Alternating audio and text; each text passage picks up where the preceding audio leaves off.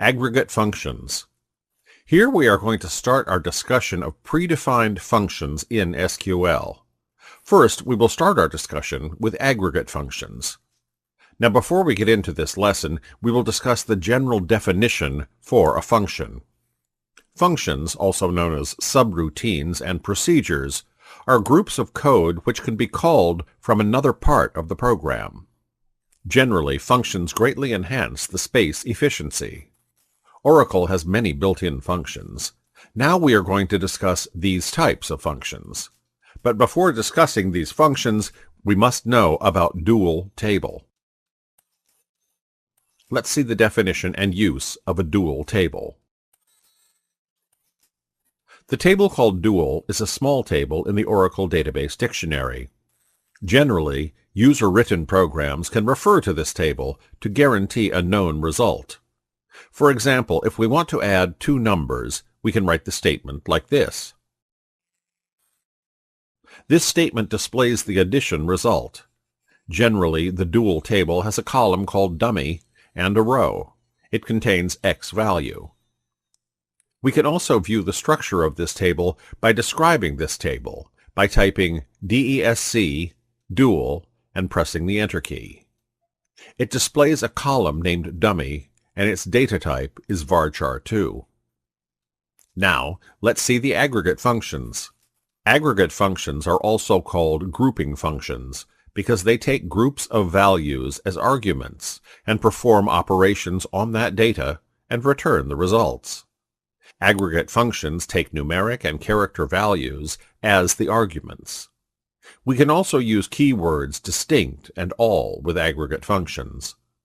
All is the default keyword, and it takes duplicate values from the group. But the distinct keyword uses only the distinct values. First, let's see the average function. Average function will take the group of values as input and calculate an average for those values. We can also find averages for the values in a single column. Let's see the syntax.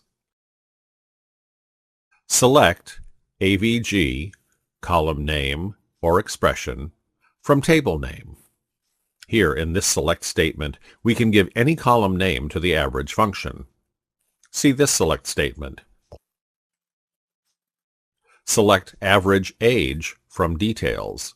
In this statement, we have used the average function in the age column, so it computes the average and displays it. Now, let's discuss the count function. The count function counts the number of rows in a specified column. Here is the syntax. Count, column name, expression, from table name. See this statement. Select distinct count, distinct name, from details. In this statement, we have used the count function in the name column, and also we have used the keyword distinct in the count function, so it gives the total number of names without duplicate names from the table details. We can use the asterisk symbol in the count function instead of using a column name. It will return the total number of rows from a table. We can use the asterisk symbol in a count statement like this. Select count,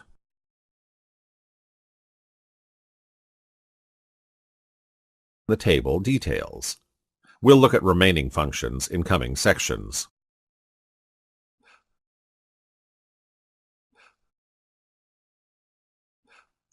Here we are going to discuss the remaining functions in SQL.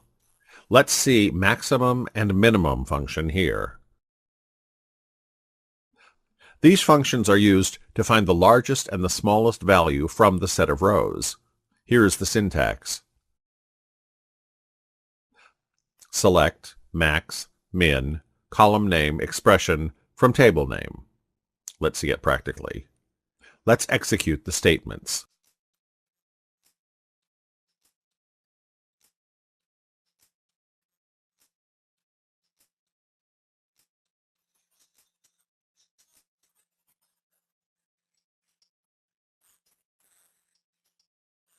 The set of values. Let's see this statement.